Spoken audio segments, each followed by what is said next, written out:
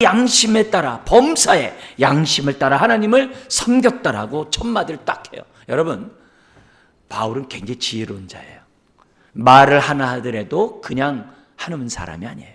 더구나 이 순간에 성령님이 바울에게, 진리의 성령님이 지혜를 주시거든요. 어떻게 말을 시작하고 어떤 말을 해야 하는지를 성령님이 바울에게 지혜를 주셨겠죠. 그 지혜 가운데 나오는 첫 마디가 뭐냐? 나는 오늘까지 범사의 양심을 따라 하나님을 섬겼노라. 아닌가 다를까 2절에 이 말을 들었던, 아마 사람들이 다, 이 말을 들었던 사람들이 다 기분 나빴겠죠. 근데 이 말을 들었던 대제사장 아나니아가 기분 나쁜 거예요. 그래서 바울 곁에 있는 사람들 명하여 말합니다. 바울의 그 입을 치라. 얼마나 듣기 싫었으면은 그 입을 치라고. 지금 재판하고 있는 중인데 그 입을 치라고 말했겠습니까? 그러자 바울이 얼마나 당당하게, 담대하게 오히려 맞받아칩니다.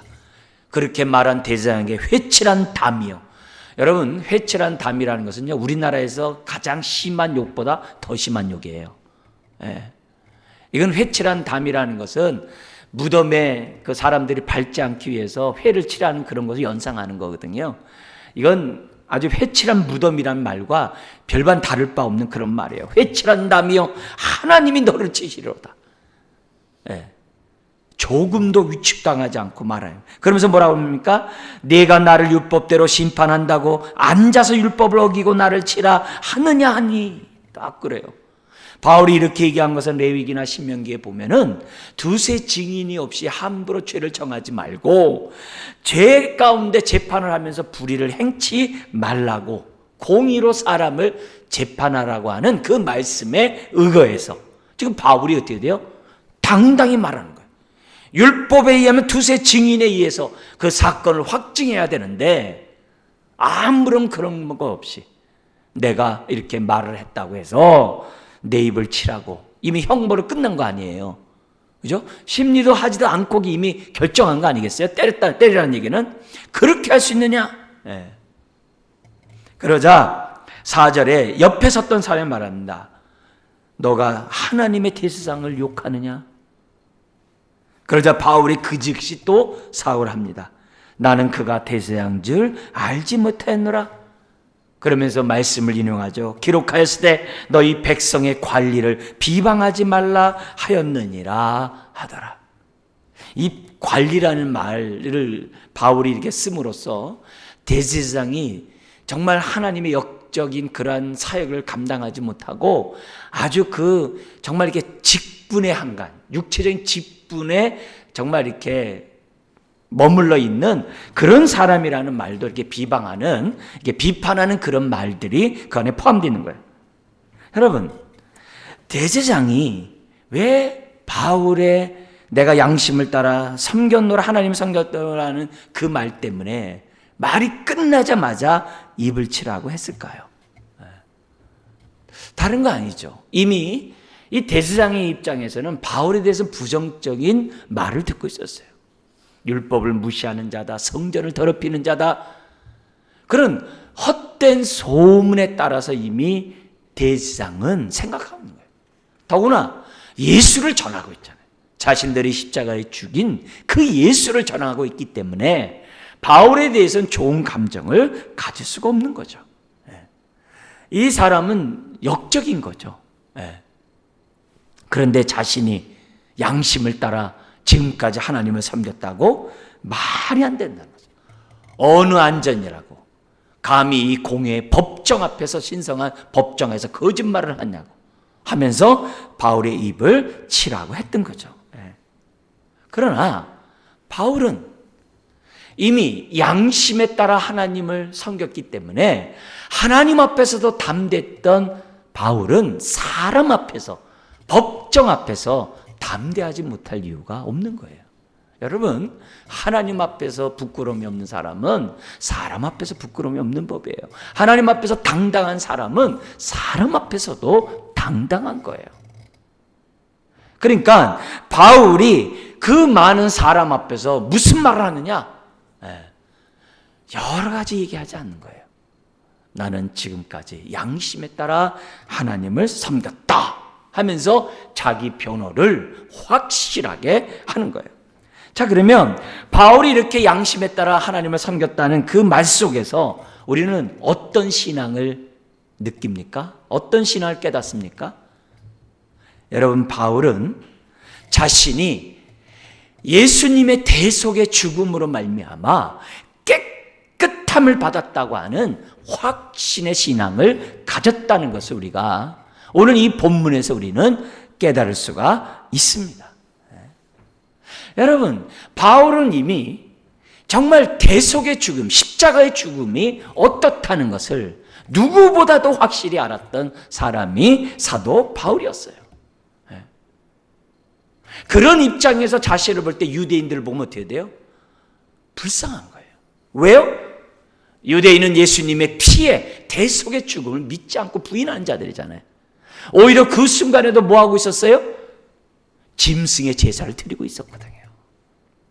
짐승의 제사를. 대속죄라 여전히 대제사장이 짐승의 피를 가지고 지성소에 들어가는 그런 제사를 드리고 있었거든요. 그런 잘하는 것을 누구보다 잘 알고 있는 사람이 누구예요? 사도 바울이에요. 그리고 사도 바울이 전하는 복음의 핵심이 뭐예요? 십자가의 대속의 은혜예요. 대속으로 말미암아 우리가 양심에서부터 깨끗함을 받게 되었다는 것이 사도 바울의 핵심 메시지예요. 그래서 바울은 의도적으로 자신을 변론함에 있어서 무슨 얘기했냐?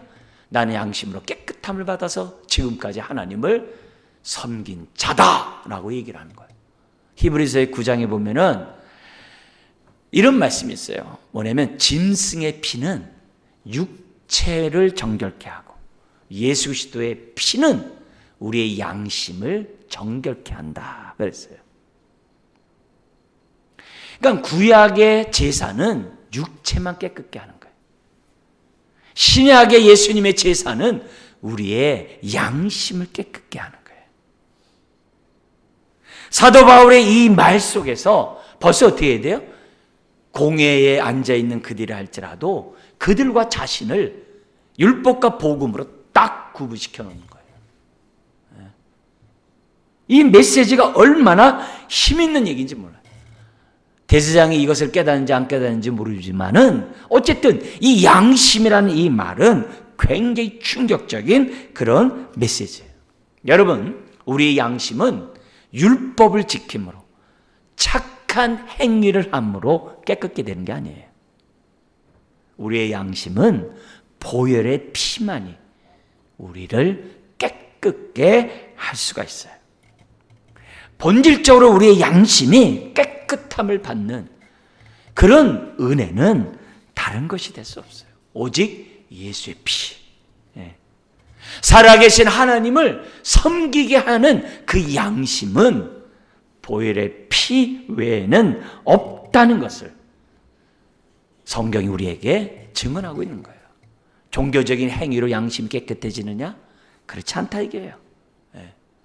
형식적인 그러한 종교 행위로 우리의 양심이 깨끗해지고 하나님을 섬길 수 있는 것이 아니에요. 이 세상에 얼마나 똑똑한 사람들이 많습니까? 현자라는 자들이 얼마나 많습니까? 그렇다고 그 사람들이 살아계신 하나님을 섬깁니까? 그렇지 않아요. 아무리 밥박사를 하더라도 하나님을 섬기지 않는다는 것은 양심이 죽어있다 이게. 물론 일반 은총 속에 도덕성이라는 그런 양심은 있죠. 그러나 온전한 양심은 보혈의 능력으로 깨끗함을 받은 자만이, 허물과 죄로 죽었던 사람이 살아나야지만이 양심이 살아난다라고 성경 우리들에게 말씀하고 있어요. 이걸 누구보다 잘 알았던 바울이었기 때문에 의도적으로 자기의 첫 말은 중요한 거예요. 나는 지금까지 양심을 따라 하나님을 섬겼다. 그래서 하나님 앞에 당당하기에 공의 앞에 선 당신네들 앞에서도 당당할 수 있다는 거예요. 여러분, 자기를 죽이려고 하는 사람들 앞에 웬만하면 어떻게 돼요? 주눅이 들어요. 두려워요. 무서워요. 그래서 사람들에게 어떻게 하든지 간에 자기를 살려달라고 공손할 수밖에 없는 그런 상황이에요. 그러나 위축당하지 않고 바울은 오히려 할 말을 다 합니다. 여러분, 양심이 살아있으면 이렇게 당당해요. 하나님 앞에서 양심이 살아있는 사람은 이렇게 담대해요. 심지어 죽음 앞에서도 굴하지 않아요. 이것이 선한 양심을 가진 사람들의 특징이에요. 여러분, 우리의 담대함은 외적인 힘에 있는 게 아니에요. 대통령이라고 해서 담대한 게 아니에요. 우리의 말이 힘이 있는 것은 양심이 살아있을 때, 양심에 따라 말할 때 그 말이 힘이 있는 거예요. 그건 우리가 이미 잘 알고 있는 얘기예요. 정치가의 힘은 그 사람이 얼마나 선한 양심 속에서 말을 하냐예요. 그걸 우리가 뭐예요? 거기에서 정치인을 갖다 믿고 그 정치를 따르는 거예요. 얼마나 양심적이냐. 목사도 마찬가지죠. 목회자의 말 역시 어떤 것이 은혜가 되느냐? 다른 게 아니에요. 얼마나 양심에 따라 목회를 하느냐에 따라서 사람들에게 인정을 받을 수 있고 인정을 받지 못하는 거예요. 교사들도 마찬가지예요. 얼마나 양심을 따라 하나님을 섬기고 얼마나 양심을 따라 아이들을 사랑하느냐. 거기에 따라서 우리 아이들이 마음을 열고 안 여는 것이지 우리가 뭐 인간적으로 잘해준다고 해서 마음을 여는 게 아니에요. 양심, 이 선한 양심이 사람의 마음을 감동시키는 거예요. 감화시키는 거예요. 디모데전서 1장 19절에 보면은 이 양심은 하나님의 말씀을 믿는 믿음에서 온대요. 우리가 말씀 이렇게 하는 이유는 말씀을 들을 때마다 우리의 양심이 살아나거든요. 우리의 양심이 정말 나를 이기거든요. 우리의 양심에 따라 내 인생이 이끌어갈 수 있거든요. 그리고 이 양심이 하나님을 향해 나아가게 하거든요. 그래서 말씀하는 거예요. 말씀에 가까이 가면 갈수록 하나님께 가까이 가는 거예요. 그러면 그럴수록 내 양심은 살아나는 거예요. 바울이 공회 앞에서도 이렇게 당당히 외칠 수 있었던 것은 다른 게 아니에요. 그가 살아있는 양심을 가졌기 때문에. 하나님 앞에서도 당당한 양심을 가졌기에 공회 앞에서도 주눅에 들지 아니하고 담대히 예수를 전할 수 있는 그런 사람이라는 거예요. 두 번째, 바울이 가졌던 그 신앙이 뭡니까? 6절에 있어요. 같이 한번 읽겠습니다. 바울이 그중 일부는 바리새인이요 다른 일부는 사두개인이요 바리새인 줄 알고 공회에서 외쳐 이르되 여러분 형제들아 나는 바리새인이요 또 바리새인의 아들이라 죽은 자의 소망 곧 부활로 말미암아 내가 신문을 받노라. 이때 예수 때문에 신문 받는다 그러면요 공회에서 동조할 사람 아무도 없어요. 그러나 바울이 지혜로운 자라고 그랬죠. 그리고 공회의 구성원이 누군지 이미 다 알죠. 공회는 사두개인과 바리새인으로 이루어졌다는 것을 알아요. 사두개인은 사독, 다윗 시대에 있었던 사독의 그 후손들이에요. 이들이 모든 성전을 관리를 해요. 그러면 영적이어야 되는데요 세속적인 사람이 돼요. 성전을 강도의 구렬로 바꿔버렸던 자들이 바로 이 사독의 후계인 사두개인들이에요. 흔히 우리나라를 말하면 흔히 말하는 보수 쪽으로 얘기를 하는 그런 집단 그룹이에요. 이 사람들은 철저하게 현실적이에요. 그래서 거기 성경에 얘기한 것처럼 이들은 뭐라 그래요? 여기 8절에 부활도 없고 천사도 없고 영도 없다라고 생각하는 자들이 그 당시 뭐예요? 사두개인들이에요. 제사장 그룹들이에요. 끔찍한 거죠. 하나님 앞에 제사를 드린다면서 천사도 없다고 그러고 부활도 없다고 하니 그 당시 예루살렘 성전의 신앙이 어떤지를 우리들에게 보여주는 거예요. 현실주의자라는 얘기는 정치 집단이라는 얘기예요. 아주 돈에 아주 눈먼 자들이 사두개인이에요. 그러니까 돈 맛을 아는 제사장이라 이 말이에요. 반면에 사두개인이 있어요. 저기 바리새인이 있어요. 이 바리새인들은 누구냐면은 그나마 그런 가운데서도 율법으로 하나님을 온전히 섬겨야 한다라고 나오는 일종의 개혁파들이에요. 이런 사람들은 누구냐면은 율법에 따라 살아야 된다고 하는 종교 집단의 대표자들. 이들은 부활도 믿고 천사도 믿고 영을 다 믿어요. 그런 자들이 바리새인이에요. 바울이 공회의 구성원이 이들로 이루어졌다는 걸 이미 다 알아요. 그러니까 지혜로운 이 바울이 무슨 말을 하느냐? 나는 바리새인의 자식이요. 내가 이 자리에 쓴 것은 부활 때문에, 부활을 전한다고 해서 썼다는 거예요. 예수님을 전한다고 얘기하는 게 아니라 부활 때문에 내가 부활로 말미암아 내가 신문을 받노라라고 딱 의도적으로 얘기하는 거예요. 진리의 성령님이 그 순간에 지혜를 딱 준 거죠. 근데 중요한 건 뭐냐면 이중적이죠. 그 순간에서도 무슨 얘기하는 거예요? 지금 부활의 예수님을 전하고 있다는 거예요. 부활의 예수님. 다른 말을 하지 않아요. 바울은 자기 변명을 하지 않아요. 변명을 하면서도 뭘 얘기하는 거예요? 예수를 전해요. 진리를 전하고 있다는 거예요. 여러분, 앞에서는 십자가의 대속의 죽음으로 양심을 얘기했다면 지금 무슨 얘기하고 있는 거예요? 부활에 대해서 얘기하고 있다는 거예요. 지금 바울이 부활에 대해서 말한다는 것은 지금 무슨 얘기한 거예요? 앞에서 얘기한 것처럼 십자가를 말했고 지금 뭐 한다는 거예요? 부활에 대해서 말한다는 거예요. 그럼 왜 부활에 대해서 얘기하는 거예요? 자기를 변론하려면 부활을 얘기하지 않으면 안 돼요. 왜요? 다메섹 도상으로 가다가 부활의 주님을 만났잖아요. 그리고 부활의 주님을 만남으로 인생이 바뀌었잖아요. 핍박자가 예수를 전하는 자가 되었잖아요. 그래서 자기를 변론하려면 부활을 말하지 않으면 안 돼요. 동시에 무슨 메시지를 하는 거예요? 예수님이 부활했다고 하는 이 메시지를 그 당시 사람들에게 지금 뭐예요? 전하고 있는 거예요. 그래서 당신네들도 나처럼 부활의 주님을 받아들 것을 지금 뭐예요? 바울이 지금 전도하고 있는 거예요. 그러자 어떤 일이 벌어지냐면은 진리를 선포하자 자중질환이 공회 안에서 이루어집니다. 그래서 바리새인과 사두개인이 서로 싸우는 거예요. 그런 가운데 바리새인 중에 몇 서기관이 일어나서 9절에 말을 합니다. 이 사람을 보면 악한 것이 없도다. 딱 그러는 거예요. 왜냐면 그 바울 이전에도 사두개인과 바리새인들은 엄청 싸웠거든요. 이 부활 논쟁 이것 때문에 엄청 싸웠거든요.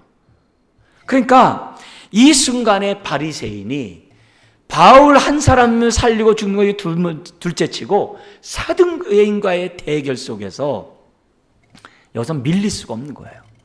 그러니까 지금 어떻게 돼요? 공회 안에서 싸움이 이루어져요. 혹시 이 사람이 영으로나 천사가 그에게 말했다면 당신네들 어떻게 되겠느냐?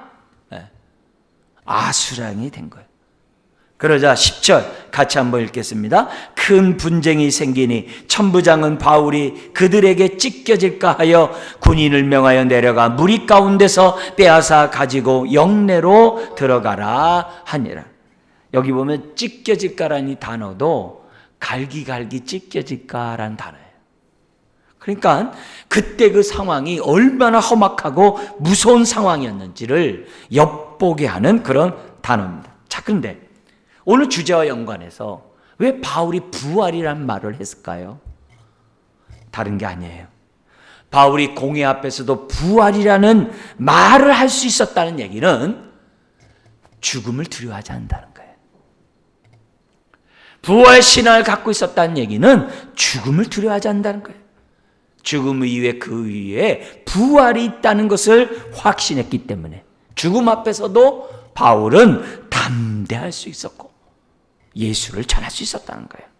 결국 바울이 공회 앞에서 자기를 죽이려고 하는 사람들 앞에서 담대히 예수를 증언할 수 있었기 때문에 있었던 이유는 뭡니까? 십자가와 부활 때문이라는 거예요.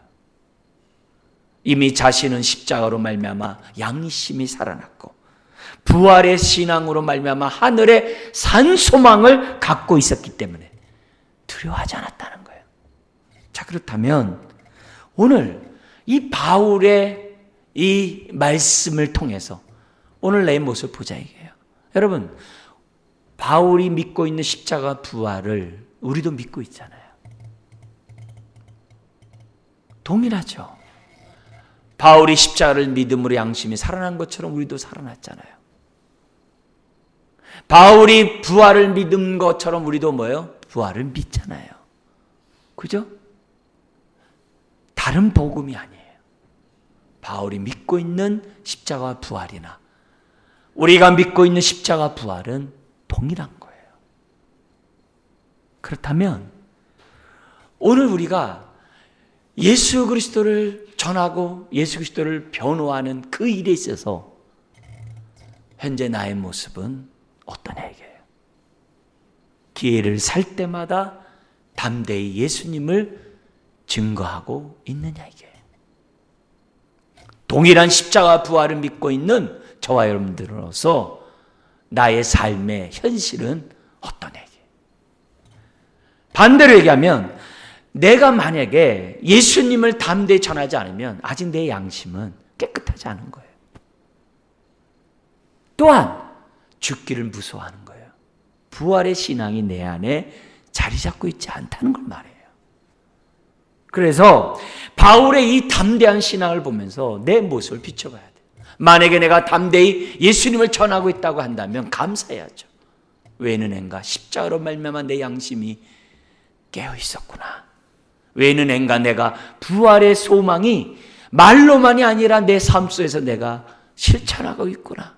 감사하면서 우리는 지속적으로 담대히 기회를 사서 복음을 전해야만 할 것이고, 만약에 그렇지 않다고 한다면 오늘 이 말씀에 따라서 다시 한번 십자가 부활 앞에서 내 신앙을 점검하는 이 아침이 되어야만 한다는 겁니다. 바울이 담대할 수 있었던 것은 무엇보다도 십자가 부활의 신앙으로 무장되었기 때문이에요. 그리고 이것은 개인의 변호만 끝나는 것이 아니라 그 당시 공회에 있는 자들에게 너희가 죽인 예수 그리스도를 믿으라 이게. 그리고 주님이 3일 만에 부활한 것을 믿으라 이게. 그 메시지를 지금 그 공회원들에게 던지고 있는 사건인 거예요. 사실인 거예요. 그래서 바울은 위기의 상황에서도 예수 그리스도를 전하는 그런 진리의 성령님의 인도를 받는 그런 바울이었다는 것을 오늘 이 본문을 통해 우리는 깨달을 수가 있습니다. 자, 그러면 동시에 바울이 이렇게 담대히 예수님을 전할 수 있었던 이유가 뭐냐? 바울의 신앙만 있는 것이 아니에요. 주님의 돌보심을 확실히 믿었기 때문에 그래요. 자기와 함께 하시는 주님을 믿었기 때문에 바울이 이렇게 담대할 수가 있었다는 거예요. 여러분, 바울과 함께 하셨던 주님은 오늘 저와 여러분도 여전히 함께 하세요. 오늘 이 11절 두 가지로 주님이 역사를 하시는데요. 먼저 11절 우리 다 같이 한번 읽겠습니다. 그날 밤에 주께서 바울 곁에 서서 이르되 담대하라, 내가 예루살렘에서 나의 일을 증언한 것 같이 로마에서도 증언하여야 하리라 하시니라. 여러분, 주님이 바울의 모습을 다 보고 계셨어요. 왜? 함께 하시니까. 좀 이왕이면 좀 매 맞을 때 좀 함께 하시지. 그죠?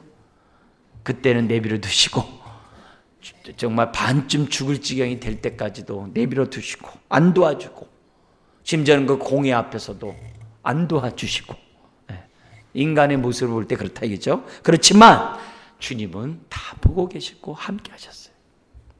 그리고 그날 밤에 나타나셨어요. 여러분, 그날 밤에 바울은 인간적인 모습을 보면 여기서 이제 죽었다.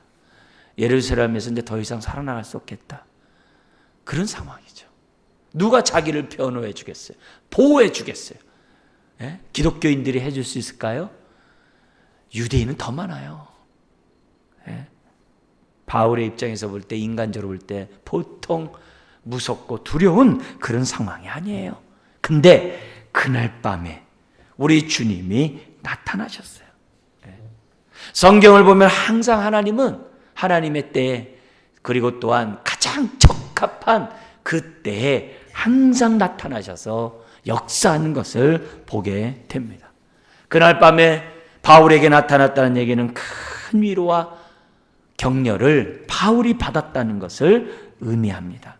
더구나 주님으로부터 이런 말을 듣습니다. 네가 예루살렘에서 나의 일을 증언한 것 같이 로마에서도 증언하리라. 여러분, 이 말이 무슨 말이에요? 너 여기서 나갈 수 있어, 이 말이죠. 나가야 로마에 가죠. 그리고 또 두 번째는 또 뭐예요? 바울이 예루살렘에서 증언한 것을 우리 주님이 기뻐하셨다, 이게. 너의 나에 대해서 증언하는 그것을 우리 주님이 뭐예요? 기뻐하셨다, 이게. 또 있어요. 아직 너가 사명이 남았어. 그 사명은 뭐예요? 로마에 가서. 로마가 그 당시 땅끝이거든요. 로마에 가서 네가 복음을 전해야 될 사명이 남았어. 여러분, 그 두렵고 떨리는 그런 무서운 그 자리에서 주님이 나타나셔서 여기서 한 것처럼 로마에서도 하리라. 그 말 안에 모든 것이 다 들어있어요. 이것보다 직접적인 위로가 없죠. 예나 지금이나 주님은 항상 적합한 때에 나타나셔요. 그래서 우리는 중요한 것은 뭐냐면 바울처럼 법정에서 나 살려주세요, 나 무죄예요, 그렇게 하지 말고, 이건 불법이에요, 항변하지 말고, 그런 시간에 진리를 전하자, 이게. 진리를 말하자, 이게. 그걸 기회를 사가지고 예수 그리스도를 전하는 저와 여러분들이 되어야만 한다는 거죠. 십자가 부활보다 세상에 강력한 진리는 없어요. 십자가 부활보다 강력한 진리 선포는 없습니다. 나를 살려달라고 하는 것이 아니라 지금 뭐예요? 진리를 전해야 돼요. 그러려면 우리가 양심이 살아있어야 되고 부활의 산 소망을 저와 여러분들이 가져야 돼요. 여러분, 허물과 죄로 죽은 사람을 살릴 수 있는 것은 십자가 부활의 진리밖에 없어요.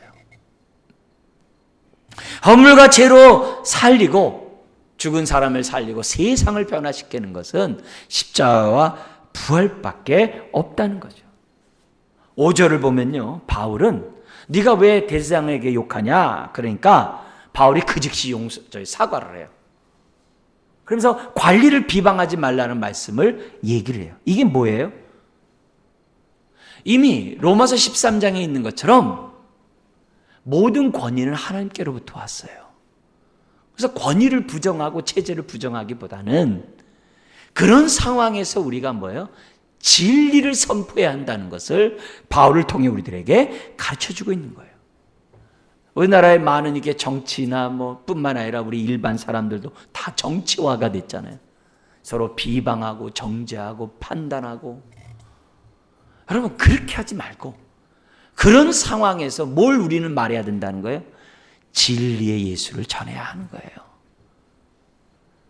그런 상황에서 내가 똑같이 정치 집단으로 변하는 것이 아니라 갈등과 대립을 심화시키는 것이 아니라 어떻게 하면은 진리를 선포함으로 예수 그리스도를 만나게 할 수 있을까? 복음을 전할 수 있는 기회로 저와 여러분들이 삼아야 한다는 거죠. 하나님 사랑, 이웃 사랑의 이중 계명을 우리들이 실천하면서 진리를 선포하는 거예요. 왜요? 칼은 칼로 망하거든요. 모든 심판을 하나님이 하시거든요.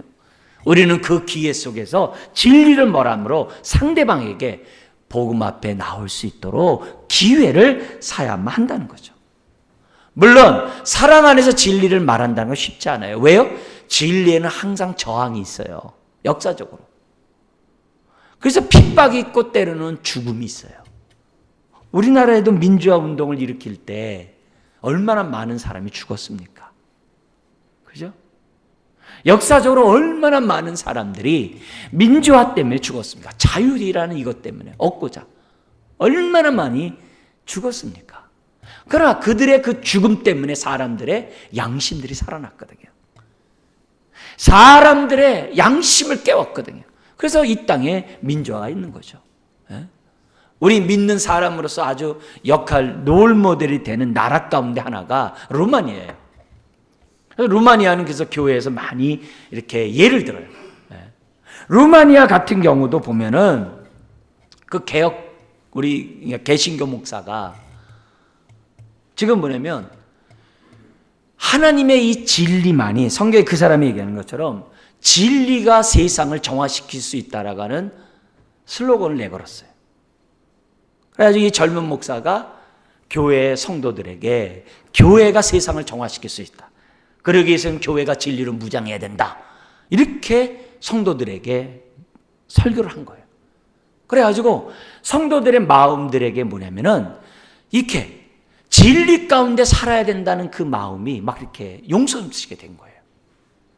그러면서 이 루마니아의 진리가 없고 또 자유가 억압당하는 그 설교를 하니까, 그 당시 공산 치하 시절이니까 가만두겠습니까? 이 사람을 죽이면 선지자가 되니까 시골로 이렇게 이 목사를 갖다가 쫓아버리는 겁니다. 근데 그 소식이 딱 들리니까 교인들이 막아선 거예요. 교인들이 막았으니까는 이제 사태가 커진 거죠. 경찰이 와서 끌어내려고 해도 교인들이 다 막아서고 있고, 지역에 있는 다른 그 교회 성도가 아닌 그 다른 교인들이 또 이렇게 막아서고, 그러니까 이 목사를 갖다가 끄집어내지 못했던 거예요. 끄집어내지 못하니까는 사람들이 어떻게 해야 돼요? 이 목사에 대해서 뭐냐면 어쨌든 강제 추방을 시키려고 하는 거죠. 근데 점점 세가 늘어난 거예요. 늘어나가지고서 사람들이 항상 모이며 그 당시에 불만들이 나오게 되잖아요. 그래가지고 대학생들이 루마니아에 깨어나라고 하는 금지곡, 우리나라에도 막 금지곡 있고 그러잖아요. 그걸 부른 거예요. 그걸 막 부르다 보니까는 차우세스코 타도 자유 외치게 된 거예요. 그러니까 어떻게 돼요? 서로 싸움이 나겠죠. 근데 그날 저녁에 경찰들이 이 목사를 갖다 야심한 밤에 들어가가지고서 두들겨 패가지고서 그 아내와 함께 끌고 가버린 거예요. 그래서 순교를 당해요. 끌고 가는 거예요. 근데 그 사건 때문에 소식이 알려지게 되고 사람들이 반정부 시위를 하게 되고, 그리고 일주일 있다가 크리스마스 날 차우세스코가 죽음을 당하고 루마니아에 자유가 오는 그런 일이 벌어져요. 거기서 이 루마니아를 통해서 우리에게 이 기독교 교회들에게 주는 메시지가 그거예요. 사도 바울처럼 진리를 전하면 진리의 성령님이 사람들을 깨운다는 거예요. 그리고 그렇게 원하는 자유가 루마니아에게 주어지고 우리나라의 민주화에게 주어지는 것처럼 우리가 어떻게 돼요? 자유를 선포해야 한다는 거죠. 우리나라에는 하나님의 복음의 진리의 말씀으로 양심들을 깨워야 돼요. 그래서 우리나라 전체가 양심이 살아날 때 우리나라의 이 자유는 유지될 수 있는 것이고, 그리고 열방향의 복음을 전할 수 있는 민족이 될 수 있는 거죠. 여러분, 양심을 깨어나게 할 수 있는 것은 십자가 부활의 진리밖에 없어요. 이 메시지를 지금 우리가 뭐예요? 하나님의 말씀을 통해서 저와 여러분들이 깨달아야 되는 거예요. 여러분, 직접 나타나셔서 바울에게만 위로하신 것이 아니에요. 격려한 것이 아니에요. 부활의 주님이 친히 찾아오실 뿐만이 아니라 음으로 양으로 우리 주님이 바울에게 선한 손길을 베푸세요. 누구를 통하여? 오늘 본문에서는 특별히 천부장을 통해서 우리 주님이 바울을 돕고 있는 것을 보여주고 있습니다. 그래서 공회에서 건져내는 거 두말할 것도 없고 12절 이하에 보면은 22절까지 바울을 죽이려는 관계가 있었죠. 그 얘기가 16절에 바울의 생질이 그것을 듣게 됩니다. 그리고 바울을 찾아가지고서 이 소식을 얘기하자 바울이 백부장에게, 백부장이 어떻게 돼? 천부장에게 이 청년을 데려가가지고 바울을 죽이고자 매복하고 있다는 그 얘기를 첩보를 듣게 됩니다. 어떻게 이게 듣냐 이게? 주님의 간섭하심이죠. 근데 듣는 것으로 얘기가 해결되냐 이게? 그게 아니라는 거죠. 이 소식이 누구에게까지 가야 돼요? 천부장까지 가야 되는 거죠. 그러면 천부장이 그 소식을 듣고 바울을 죽인다는 첩보를 듣고 천부장이 지혜가 없으면 또 어떻게 했을까요? 영내에 그냥 뒀겠죠. 네. 그리고 바울을 갖다 어떻게 해야 돼요? 관리를 잘 못할 수도 있겠죠. 근데 진리의 성령님이 천부장에게 지혜를 더하세요. 어떤 지혜를 더해주냐면은 거기 23절에 우리에게 가르쳐주고 있는데요. 같이 한번 읽겠습니다. 백부장 둘을 불러 이르되 밤 제3시에 가이사랴까지 갈 보병 200명과 기병 70명과 창병 200명을 준비하라 하고, 그래서 어디로 보내요? 24절 바울을 뛰어가게 한 게 아니라 짐승에 태워, 참 유머가 많으신 예수님이세요.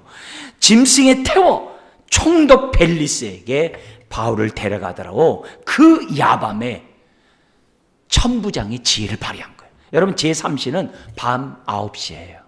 다 잠자는 밤 9시에 기습작전을 피는 거예요. 여러분, 예루살렘에서 가이사랴까지가 거리가 얼마인 줄 아세요?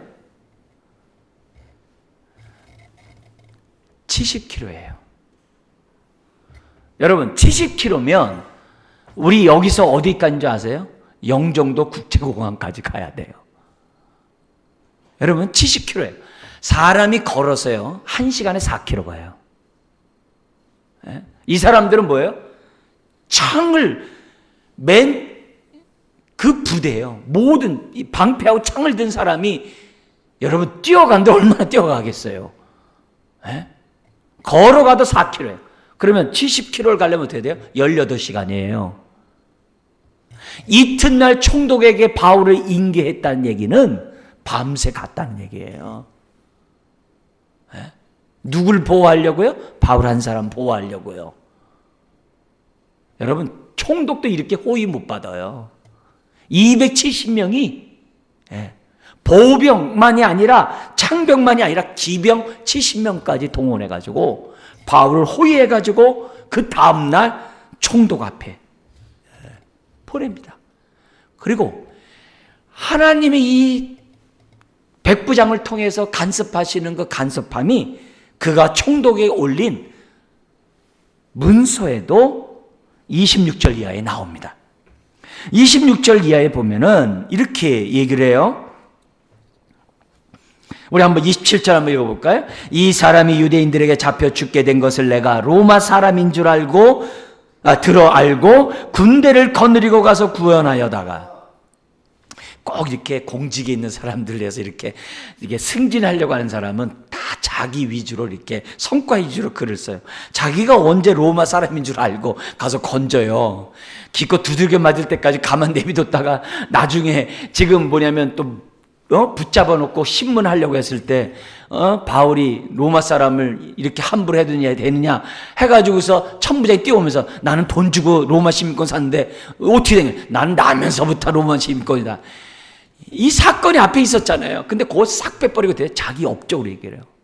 로마 사람이라는 얘기를 듣고 내가 군대를 끌고 가서 이 사람을 구원했대요. 아주 자기 업적을 아주 칭송하는 문서를 딱 올려놔요. 그러니까 문서가 다 믿을 게 못 되죠, 그죠? 그러면서 자기가 친히 28절에 무슨 일 때문에 가는지 유대인의 최고의 법정인 공회에 가서 고발한 내용을 자기가 들어봤다는 거예요. 근데 그 결과가 29절에 율법에 관한 문제일 뿐이지 한 가지도 죽이거나 결박할 사유가 없음을 발견했습니다 하면서 글을 써놨다는 거예요. 여러분, 이거는 앞으로 바울이 총독과 여러 아그리빠 왕에게 재판을 받는 데 있어서 결정적인 역할을 해요. 이 보고서는 바울이 가야사라 가가지고서 편안하게 2년간 재판을 기다리게 하는, 로마에서뿐만 아니라 가야사라에서 2년간 있거든요. 2년 동안 가야사라에서 안전하게 헤롯 궁이나 가야사라에 있는 그 도시에서 안전하게 머물 수 있는 아주 중요한 서류 가운데 하나가 이 구절이에요. 율법에 관한 것이지 죽이거나 결박할 사유가 없음을 발견했나이다. 근데 그걸로 석방할 수 있으나 30절 이 사람을 해하려고 하는 관계가 있다라고 자기가 첩보를 드렸기 때문에, 이러면 자기가 무슨 이렇게 경찰 국가의 역할을 잘 감당한 것처럼 또 자기 업적이 되잖아요. 누구로부터 들었기 때문에 당신 앞에 보내고 이 사람을 고발한 사람들에게 직접 총독에게 말하라고 자기가 하였나이다. 그렇게 해가지고 상소문을 올린 겁니다. 여러분, 오늘 주제와 연관해서 우리가 반드시 알아야 될 것이 이거예요. 바울은 주님이 자기와 함께한 것을 믿었다는 거예요. 왜요?